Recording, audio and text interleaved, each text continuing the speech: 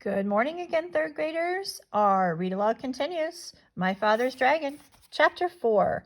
My Father Finds the River. Here's the picture of Wild Island from the end of Chapter 3.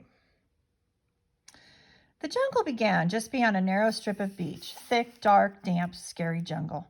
My father hardly knew where to go, so he crawled under a wahoo bush to think, and he ate 8 tangerines. The first thing to do, he decided, was to find the river, because the dragon was tied somewhere along its bank. Then he thought, if the river flows into the ocean, I'm going to start that over. Then he thought, if the river flows into the ocean, I ought to be able to find it quite easily if I just walk along the beach far enough. So my father walked until the sun rose, and he was quite far from the ocean rocks. It was dangerous to stay near them because they might be guarded in the daytime. He found a clump of tall grass and sat down. Then he took off his rubber boots and ate 3 more tangerines. He could have eaten 12, but he hadn't seen any tangerines on this island, and he could not risk running out of something to eat.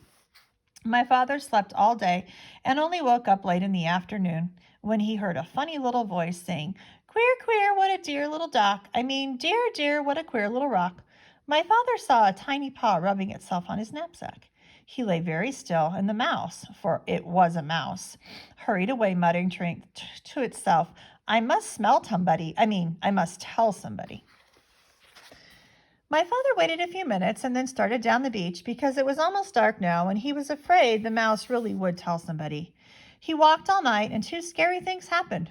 First, he just had to sneeze, so he did, and somebody close by said, "Is that you, Monkey?" My father said, "Yes."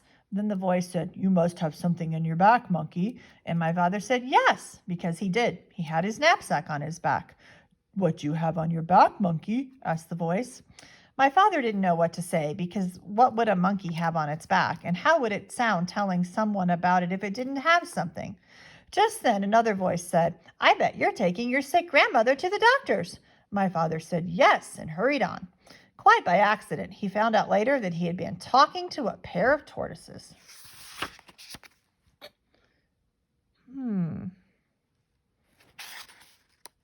See what happens next.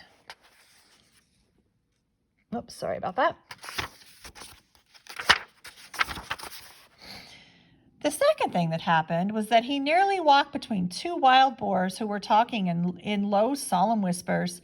When he first saw the dark shapes, he thought they were boulders. Just in time, he heard one of them say, "There are 3 signs of recent invasions. First, fresh tangerine peels were found under the wahoo bush near the ocean rocks. Second, a mouse reported an extraordinary rock some distance from the ocean rocks, which upon further investigation simply wasn't there.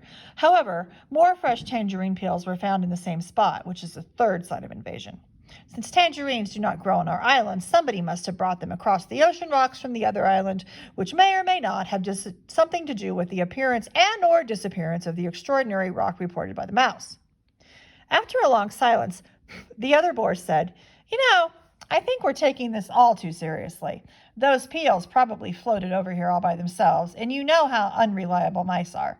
Besides, if there had been an invasion, I would have seen it." "Perhaps you're right," said the first boar. "Shall we retire?" Whereupon they both trundled back into the jungle. Well, that taught my father a lesson, and after that he saved all of his tangerine peels. He walked all night, and toward morning came to the river. Then his troubles really began. Tomorrow, Chapter 5.